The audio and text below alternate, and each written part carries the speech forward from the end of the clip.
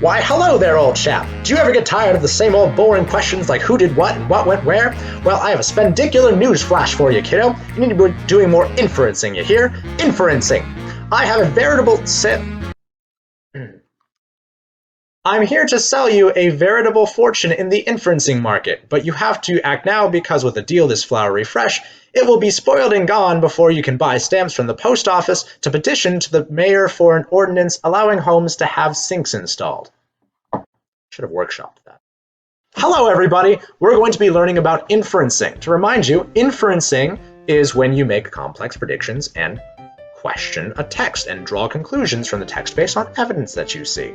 As the salesman that came in just before me propositioned to you, if you guys are getting boring or bored with the same old questions that we've been using, that's because maybe we need to start doing some more inferencing questions. Let's start seeing if we can connect this text that we're reading, and any text really, to bigger, better symbols and themes in life. What is the author trying to tell us? What messages are hidden in the text, right? It's like a scavenger hunt. It's like trying to unlock a secret code or crack some hidden message so we can figure out what the author is trying to tell us beyond just what's there on the surface. So let me show you some questions you can ask yourself in order to do some veritable fortune inferencing.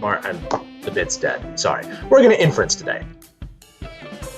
So when we're talking about inferences and drawing complex conclusions, we're talking about going beyond just the surface of a text and noticing those little itty-bitty details that authors tend to hide in plain sight in their writing. So how do you make worthwhile inferences or conclusions in a text? How do you go beyond basic questions like, who are the characters? What's the problem? Things like that. Well, those are good questions to ask. You're ninth graders. It's time to start thinking more like adults as opposed to just middle schoolers. So the first step in doing this is you need to start noticing details. So what is a character's appearance? What objects keep being referenced to in a story? What are some details that keep coming up while you're going through a story?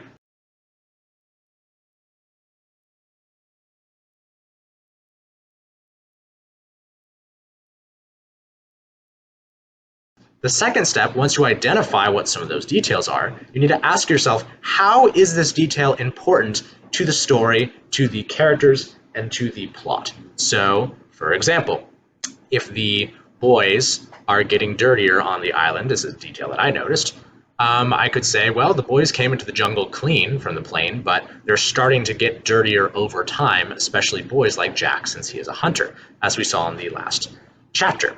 As for the conch, we could say, well, the conch shell is just a random shell Ralph found, but it's the one thing that's bringing all of the boys back together again. It's not perfect, but it does help gather people and give people speaking rights. So, once again, how is the fact that the boys are getting dirtier important to the characters and plot? How is the conch, this random shell, important to the characters and plot?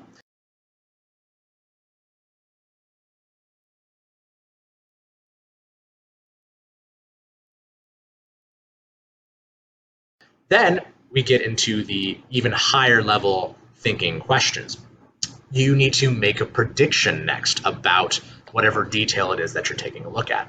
Based on the evidence that you see right now at this point in the book, how might this detail continue to be important throughout the rest of the story?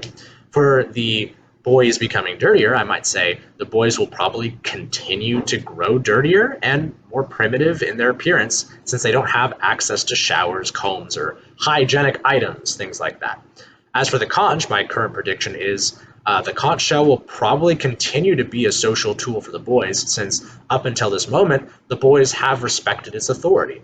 Even though some of them are hyper during their meetings and stuff like that, they do still obey its call in the end. That's my prediction.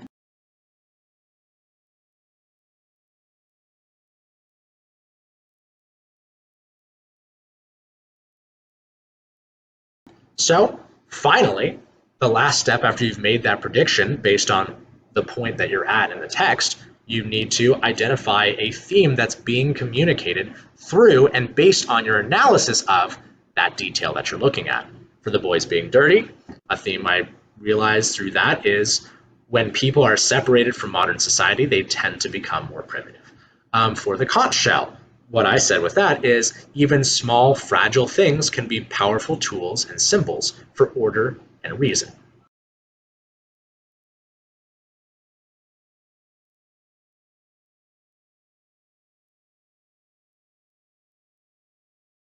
So, to review, in order to make a complex inference or prediction, you need to find reoccurring or repeating details in a text. You need to ask how that detail is important to the story. You need to make a prediction based on why you think that detail is important to the story. And then you need to identify a theme that's being communicated, a one sentence lesson that is being communicated through that single detail based on textual evidence.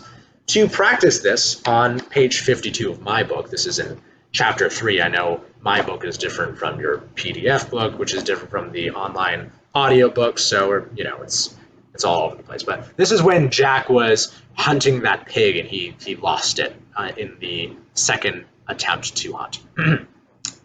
Jack stood there, streaming with sweat, streaked with brown earth, stained by all the vicissitudes of a day's hunting. Swearing, he turned off the trail and pushed his way through until the forest opened a little, and instead of bald trunks supporting a dark roof, there were light gray trunks and crowns of feathery palm.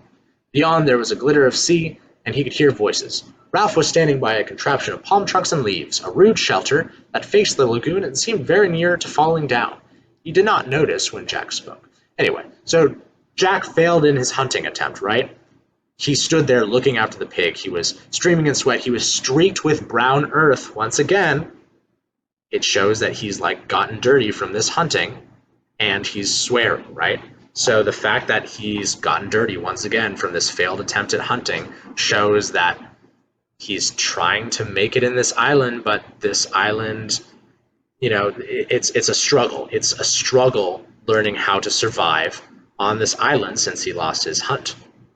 He's getting dirtier because he's working so hard, but he's not achieving any results. My guess is he's probably going to continue to get dirtier as he tries more and more to hunt. And based on that, we can say that survival, especially in the woods, comes with really, really hard work. Yeah, something like that. And that's something that I just made up on the spot going through these different steps that we have. You're going to be doing that in your reading today. Yeah, and you're at that point, you're not going to be middle schools anymore. Once you can master this 4-step process of making complex inferences, you will officially be on the thinking level of high schoolers. So that's my goal for you. Let me know if you have any questions, and best of luck.